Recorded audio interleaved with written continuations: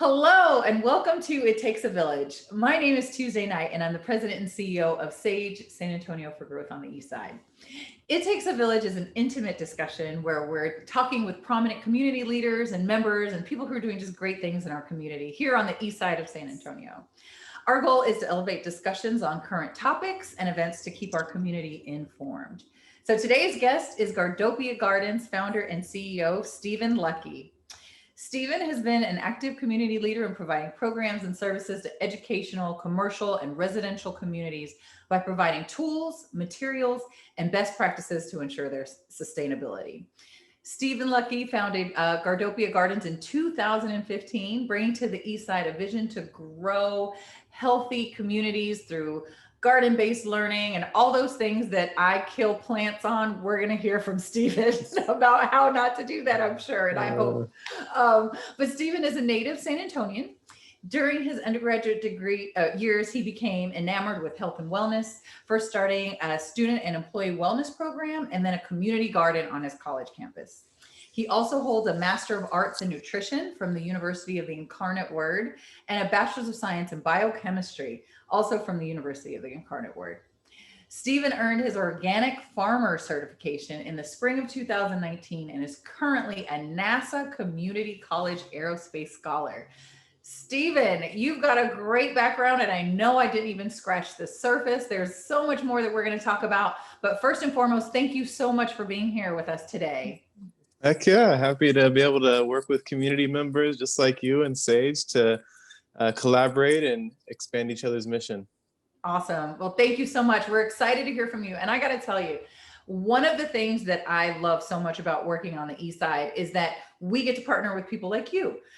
We've partnered with you on our Halloweast event. Your garden is at the center stage of what our Halloweast is. And so you've touched so many people, I know, throughout your work, but through our work as well. So again, thank you for being here and thank you for being a great part of our community. Yes. I think I probably met you about a year ago at Halloweast last year in 2019. I think so. Dang, time really flies, huh? It does. Well, again, thank you so much for being here. So let's get started. So as we talked just briefly about a little bit before, you discovered your love for health and wellness as an undergrad. What made you decide to open up and start Gardopia Gardens?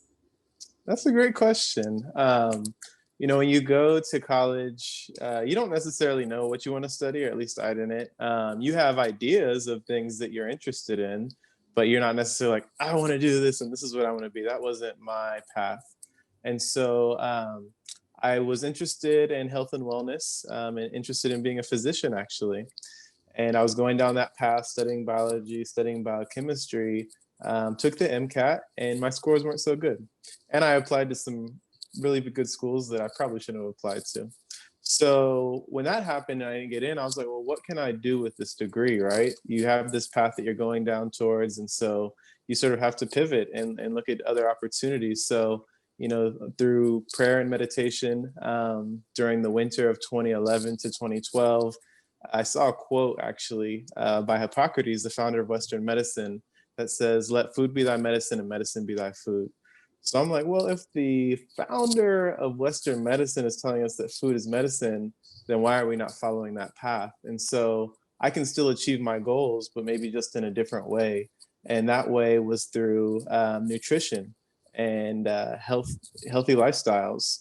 There are a lot of non-communicable diseases such as diabetes, cardiovascular diseases, obesity-related diseases that a large percentage of the healthy population can avoid through preventative medicine. So it was that point in time that I knew I wanted to be around food to heal people. And so I was like, well, I mean, that's nutrition, right? That makes sense. So I started taking a lot of nutrition classes.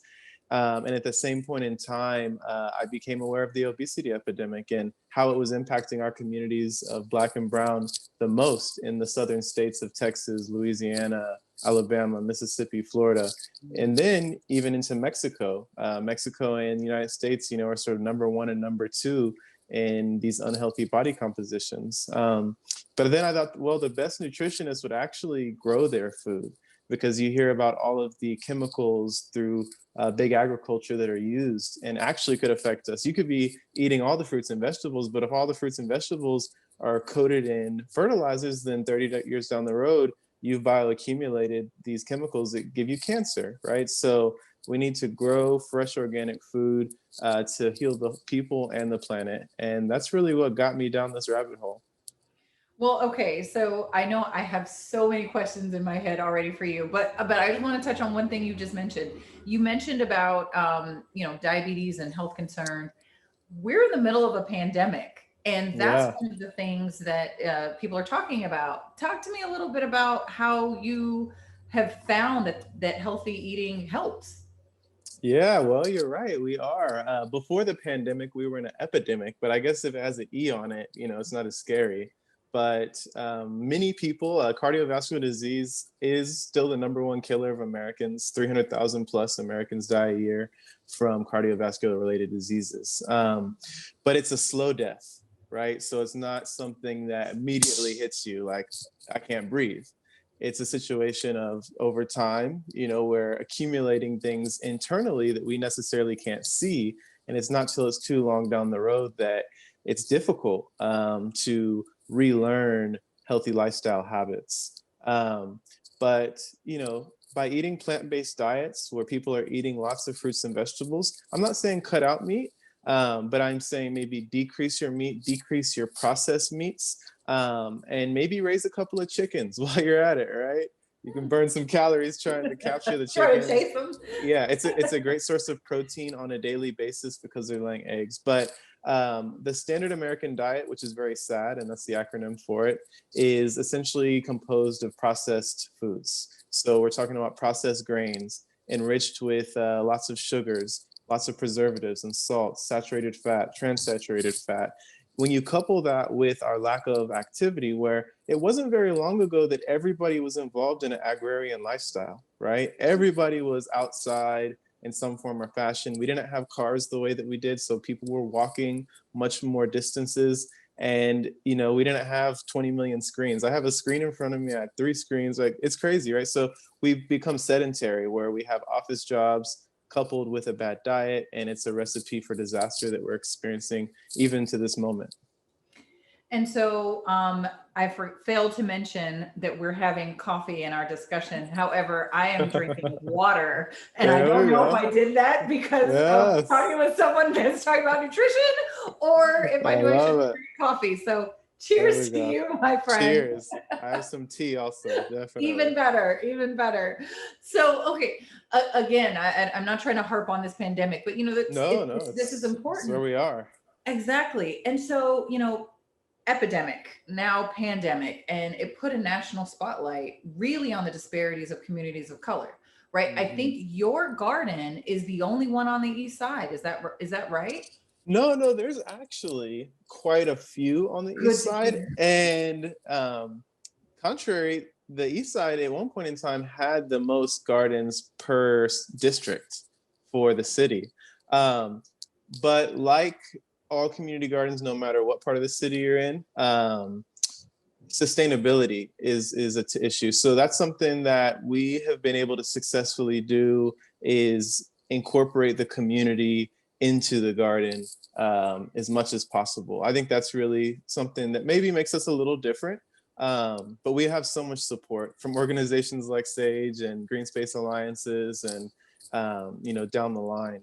But that being said, there is a renaissance of urban agriculture in San Antonio, as well as on the east side in District 2.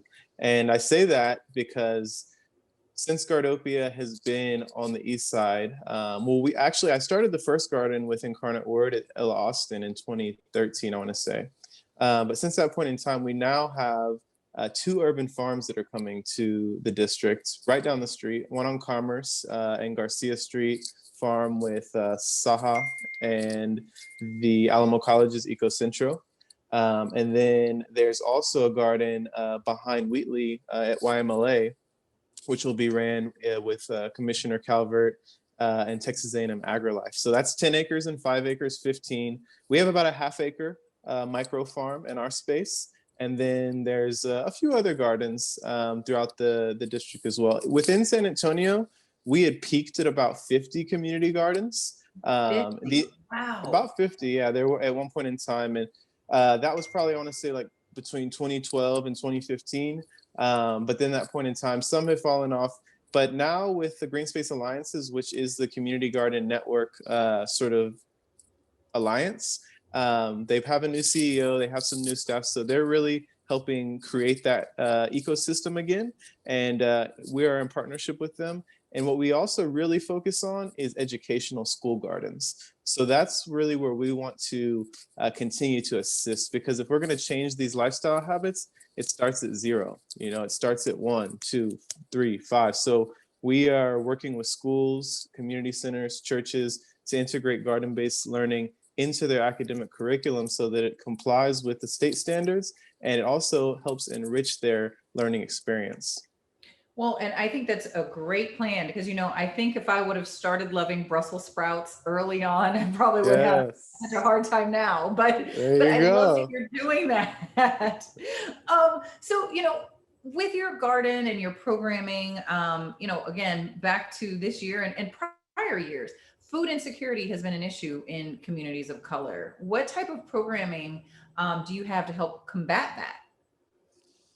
Yeah, food insecurity is difficult. Food deserts, food swamps, food justice, food sovereignty, food accessibility, right there, food equity. It all starts with food, though. And so, where does our food come from? Well, our food comes from the earth, and that's really what we need to do. Is we need to reconnect people back to nature. We've been so interconnected in the virtual standpoint that we've sort of lost that connection that is so critical. We definitely need to have the cerebral context and use our minds and create programmers and create engineers and all of these awesome things that have occurred in the 21st century. But we also can't forget our roots and where we come from, literally. And so that's really what our programs focus on. We have 4 programs. We have our garden-based learning program, which I just mentioned to you, working in the context of courses, classes, and workshops. And then we have a garden volunteer program, so people can come and volunteer at Gardopia every week. We've been doing it for 5+ years. Actually, this past Friday was our 5-year anniversary for being on that location That's at Northwood awesome. Brussels. Yeah, Congratulations. yeah. Thank you. It's nice to see going from pallet fences to something a little bit nicer. In partnership with Sage, who gave us that storefront facade grant, we were able to put up 2 new sliding gates, so it's looking really good. But we have our garden volunteer program, so people can come and volunteer whenever they want. And then we have a Build a Garden program. So this is one of the programs that also helps us do job development, workforce, and skills, and create a little bit of income, where we go out and we build gardens for restaurants and residential, commercial, as well as our school gardens. And then the last program we have is the Farmers Market program. We've been at the Pearl Farmers Market for about 2 years, and we're so thankful to our partners at the Pearl. It's a great venue. We get to meet a lot of great people. I meet people from Germany. I meet people from the East Side. I meet people from all over the world. It's really cool. And then we're going to be starting a farmers market at Gardopia once a month starting in 2021. So that'll be something on the rise. Oh, we will definitely be following that because I think Yes, that is so important. we Um, need y'all there. oh, we'll be there. We'll be there. So Stephen, you've been in the area since 2015. You started, the other program in 2013. You've been putting a lot of work into this, right? I mean, you're in a gym, for goodness sake. You're into health and wellness and fitness. So Yeah. tell me a little bit about some of the changes you may have seen in our community regarding health and wellness or health and fitness. In the past few years, I feel like San Antonio has become more health conscious. I feel like when I started becoming aware between 2008 to 2012, like we were peaking as the fattest city, like Were literally. we like number 7 We're or always on the list. We're always on the list. And okay. Charles Barkley makes fun of us for it, but hey, it's whatever. But no, really, we were peaking. And so I think we hit a peak, and since that point in time, we've been coming down. What that exact statistic is, I can't tell you now, but we're still high on that standpoint of childhood obesity. And we're still high on people who are overweight or obese. So we have strides to go. I've been working with San Antonio Parks and Recreation. They've been having some different initiatives. One specifically is with the Children in Nature Network. Sorry. Okay. One specifically is with the Children in Nature Network, where they have a program called Cities Connecting Children to Nature. So trying to create more marketing and more accessibility to kids and families accessing the parks, I think is something that's going to be critical. In that initiative, one of the things was connecting VIA and the bus lines and having like a green route, right? So this would be a route that you could take to access all of the parks. I think that those are going to be some big things, is access to land and transportation to get us outside. Because if you live in the urban core in the inner city, there's not a lot of Gardopias, unfortunately. We need more. Do we have the opportunity to take these vacant lots? Let's just talk about the east side. And Yeah. let's turn all of these vacant lots into pocket parks, right? So you don't have to go 5, 10, 20 blocks to get to Woodard Park. There's a pocket park right next to you.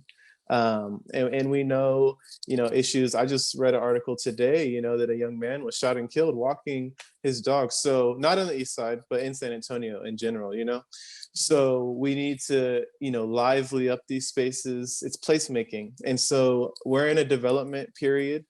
San Antonio is continuing to grow, and we need to preserve green space. We can't just pave over everything, because you know what, we're going to pave over our hearts and we're going to die. So let's, keep that in mind.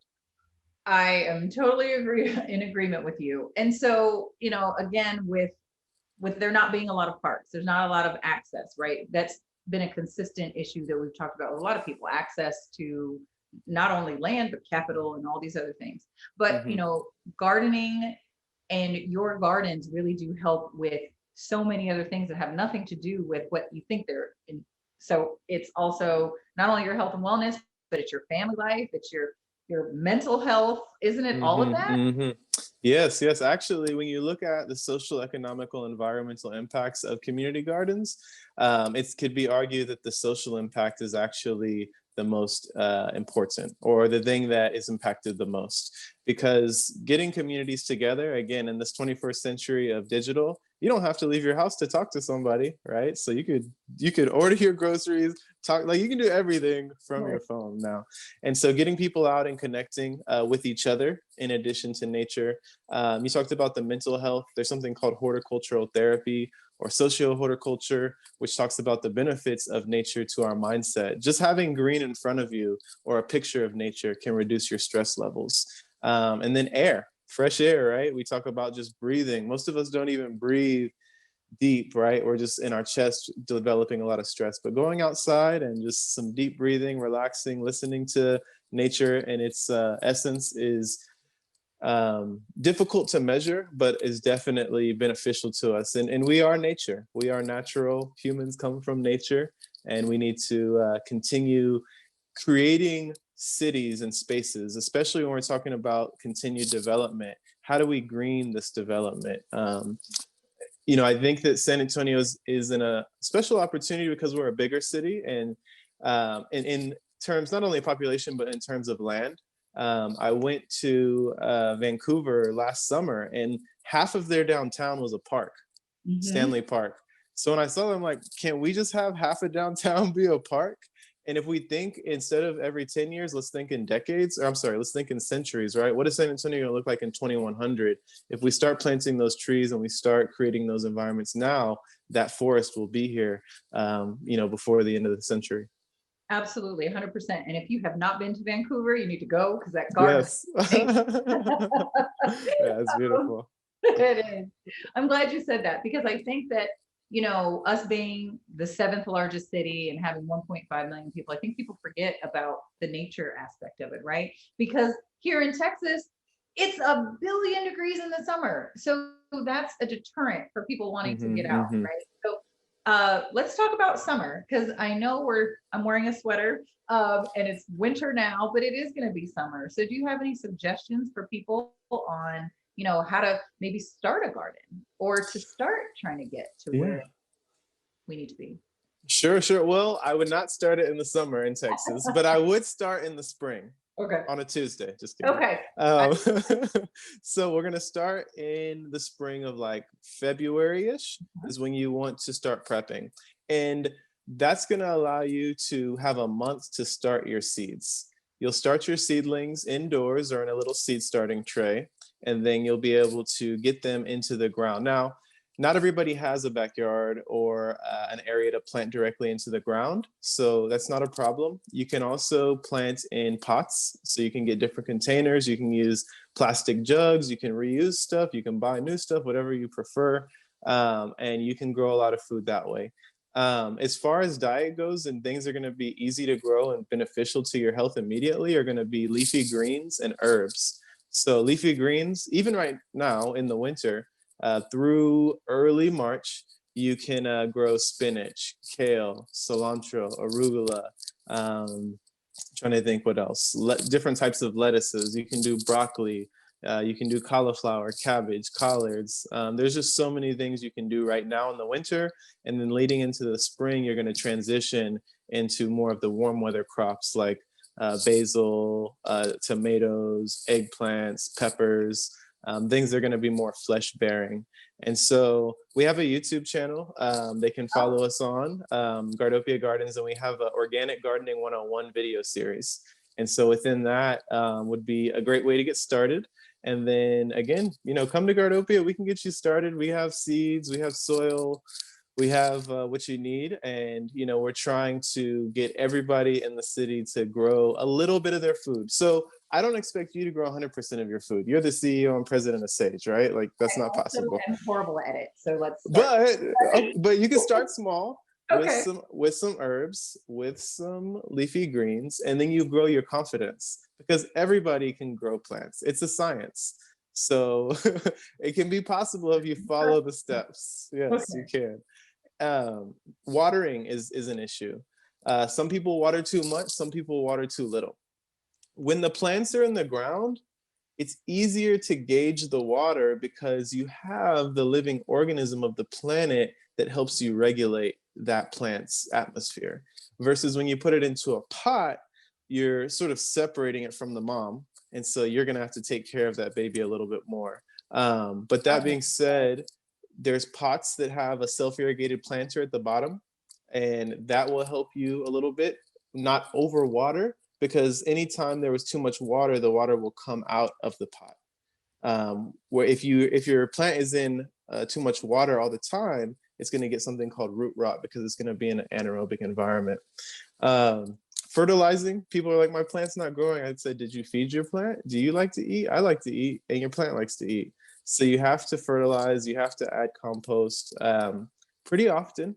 And then aside from that, maybe a little bit of pest management. Get you a bottle of some soapy water or some neem oil or some spinosad or some pyrethrin. These are all naturally derived chemicals that can help with pest control in addition to healthy plants. What I say is plants are living beings and they have an immune system within inside of them, just like we do. So if you feed your plant good nutrients, then it's going to have the chemicals and the elements necessary to create the compounds to protect itself, just like us.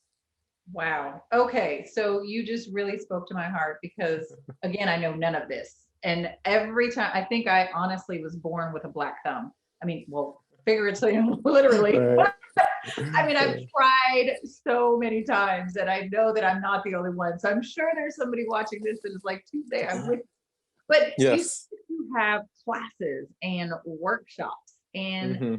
things like that. So when you told us your YouTube, but you have a Mm-hmm. website where people can find this stuff, right? Yes, definitely. Gardopiagardens.org is where they can find all of the information about us. We have social media at Gardopia Gardens as well. And again, we're on 619 North New Braunfels. So right now we have through the winter. So the winter ends officially like March 15th. We're going to be having Tuesdays and Thursdays, 4:30 to 6 p.m. People can come volunteer. And Saturdays, 10 a.m. to 12 p.m. And then when the spring hits, starting in March, all the way through early summer, so June, we will be doing 5:30 to 7:30 on at least Thursdays.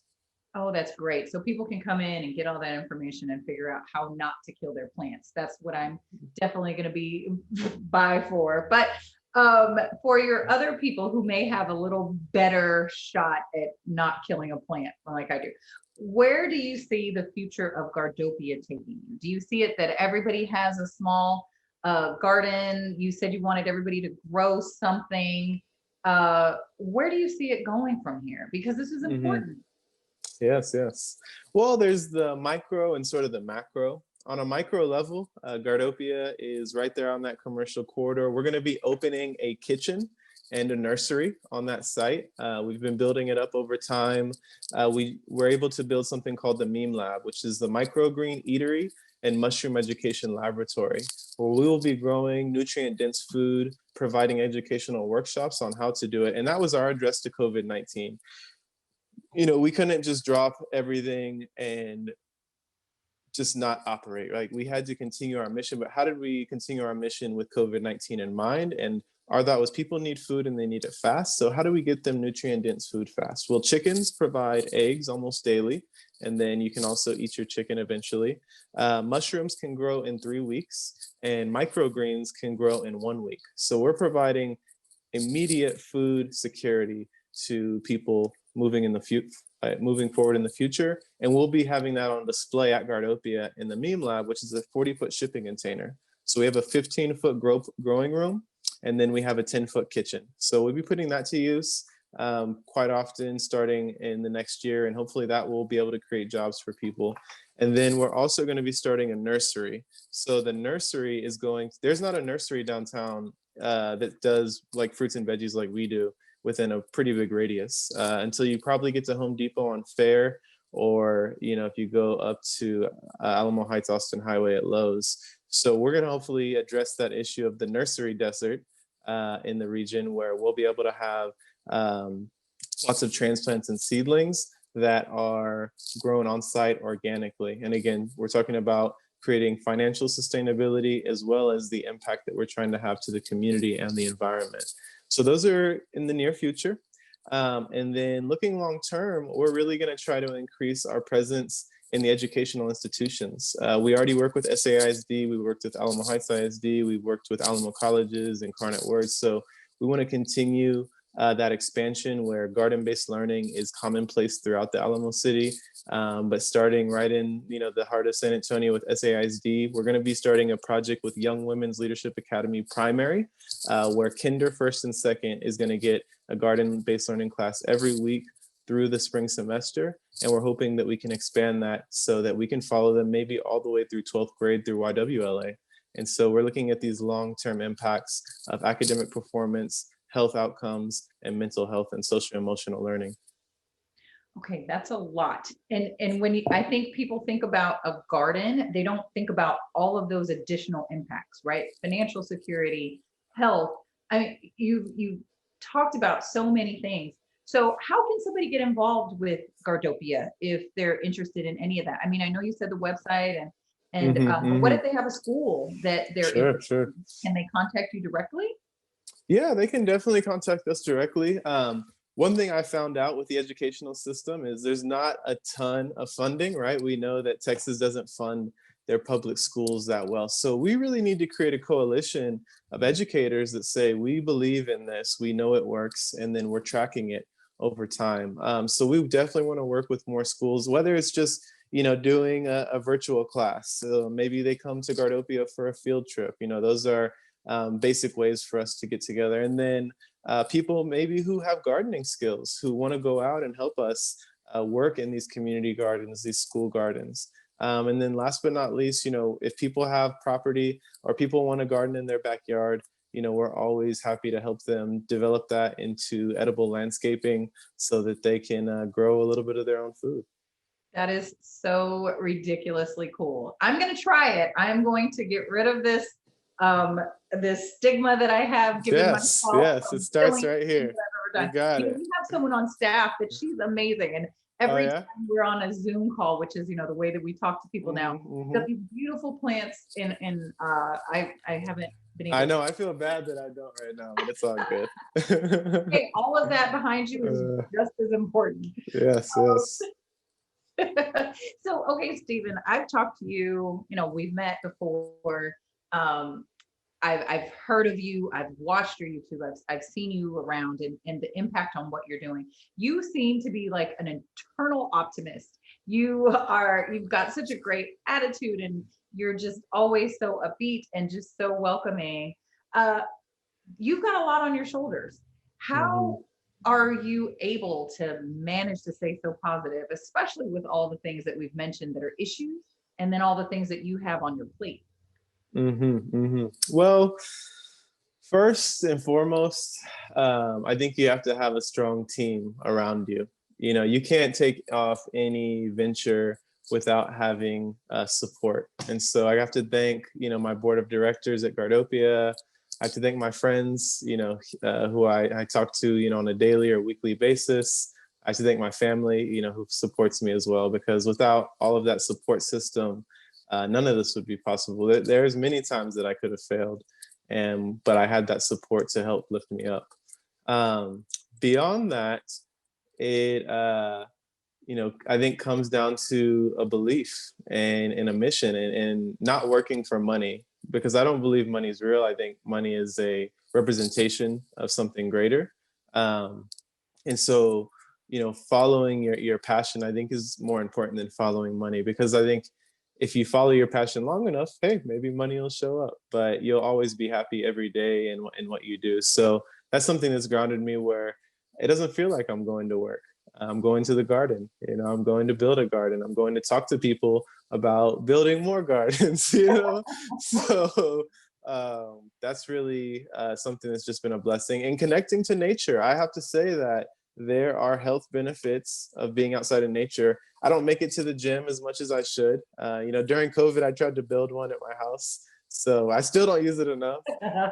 But every day when I'm moving those wheelbarrows, when I'm digging in the ground, like, I'm going up and down, I'm moving. So I'm still staying physically active, and I'm keeping my physical activity up so that it helps with my stress levels. Tying exercise to stress is something that we need to talk about more, because a lot of us just we're not active. The human body is one of the most amazing machines ever created. And so let's use this machine the way that it was made to be used. And that's, getting outside, running, playing, laughing, and just enjoying this beautiful planet that we live on. Well, and now we have a little more time to focus on that, right? Because Yes, so you'd much hope of the so. outside closed, you got to figure out how to do it on your own. hmm hmm So And I'm I, thinking, and I, no, I think that you hit it on the nail. Right now, while things are changing and we are in this virtual world, we do have that opportunity to get back outside. And hopefully with COVID and everything, it'll pass. We know it's going to pass. This isn't the first time, and it won't be the last time. But I think this time, how can we prioritize our health, whether it's on the political level and policies about universal health care, but let's, again, in those conversations, let's talk about preventative medicine. And it starts with what you eat. You are what you eat. The elements, the carbon, the hydrogen, the oxygen is all in the soil, and we eat it, and we breathe it, and we become a manifestation of our environment. that makes so much sense because again, you think about it, you're in bad situations or you're stressed out, and that really has repercussions for your whole body, right? It hmm hmm your mental state to your physical state to everything else. So everything you said makes total sense, Stephen. Thank you for sharing all of this, and I will be taking some of that in. And I know a Sure. lot of our viewers will too. So are there any tips for anybody that you have that may want to get started down this road? Is it to maybe have some self-love for when you kill something at first, or what can you recommend to somebody if they're just wanting to start a new garden? Well, I think education is key, and it doesn't have to be formal education. It can be you picking up a book at half price books. There are a couple of authors that I really like. One of them specifically is Malcolm Beck, who was sort of considered the grandfather of organic gardening in Central Texas. And he started Gardenville quite a while back. He has 4 books. One is Lessons in Nature, is a good one. It's actually a good one that you could read maybe with your kids. And then there's The Secret Life of Compost. You should create your own compost. There's no reason that we aren't taking all of our kitchen scraps and creating that compost. And then there is Texas Organic Vegetable Gardening. That would be a good one for Texans. And then there is the Texas Bug Book, which will help you identify bugs. So those 4 books would be a good one to add to your sort of canon of learning. Beyond that, I would say, maybe go to the San Antonio Botanical Gardens or wherever you're located. Go to the local botanical gardens. I know at San Antonio we have a children's garden program, and they have a culinary health and education for families with the chef program there as well. And so those are 2 really good programs that will allow you to see how it's done on an awesome level, maybe volunteer. Again, there's organizations like us and Green Spaces who they can get involved with. I know every city, whether it's Houston or Dallas, has some really good programs throughout the country. All you have to do is type in like community gardening. There's the American Community Garden Association. ACGA is a really good organization to look at. For teachers out there, the Edible Schoolyard was started by Alice Louise Waters about 25 years ago in Berkeley, California. And that's really the gold standard for garden-based learning, I would say, maybe in the world, at least in the nation. She has a really good one. And then there's programs like in New York called Grow NYC that would be interesting to look at. There's John Martin Fortier. He's either in Canada or France. I don't know. He's I think a French Canadian. He has a book and a series called The Market Gardener. So just depending on what level you want to do it at, we are teaching a course. It's ending for 2020, but we'll be teaching a course in 2021. It'll be called Urban Farming and Gardening Masterclass. And that's a 10-week program where we allow students to learn how to start their garden or farm, how to get it to market, how to promote it. And we're trying to turn out more urban farmers, here locally. It's on a digital platform right now. So we had somebody from Zimbabwe in our class. We have people from New York, Minnesota, Eagle Pass. So we're really trying to even get outside of our city to impact the nation. Well, what you're saying is that there's no shortage of information. You can There's a lot find of it information out there. in Yeah. books, YouTube online, University, check it out. Yeah. definitely. anywhere. Well, that's great. Well, Stephen, I really do hope that people do visit Gardopia. It is an amazing location. You've got some really great programming, classes. I mean, there's a 10-week class. If you have time, viewers, sign up for that. But Stephen, thank you so much for being with us today. This whole conversation is really to educate our community and to make sure that people know about our resources. And Gardopia is a resource that is an amazing gem on the east side of San Antonio. So thank you for coordinating it. Thank you for growing it, to not sound cliche, but thank you for all that you're doing, because this food insecurity, the food desert, and all the other food negatives that you mentioned, we're trying to get rid of that. So thank you for all of your work. Certainly. Thank you for y'all's work. Thank you for your support. I can't wait to see y'all in 2021. And again, anybody's welcome to come check us out in the near future. Well, and if they missed any of your information, we will make sure that we post that online. So please, viewers, make sure that you go look up Gardopia Gardens here in San Antonio. So again, Stephen, you have been an amazing guest. We really appreciate it. And what I can't just say enough, go and figure out how to manage your health and wellness in different ways, because right now this is really, really difficult for a lot of people. So there's ways out there. And as our guest Stephen said, there's plenty of them here locally. So make sure you go check that out. Now, viewers, before we close, I just want to make sure that you know that, again, this series is called It Takes a Village. We are making sure that we are getting together and letting everyone know that it takes all of us to get better and healthier. So this series was really created. It was a mind child of our team who wanted to talk about community issues. So guys, we're going to do this together. It takes a village. But with all of that, if you missed any of the other episodes, please make sure you go on our website, sagesa.org, find that information in our newsletters. But also, until we see you again, virtual hugs to all of you, but stay safe, stay healthy, and stay Eastside strong. Stephen, this was great. Thank you very, very much. Certainly.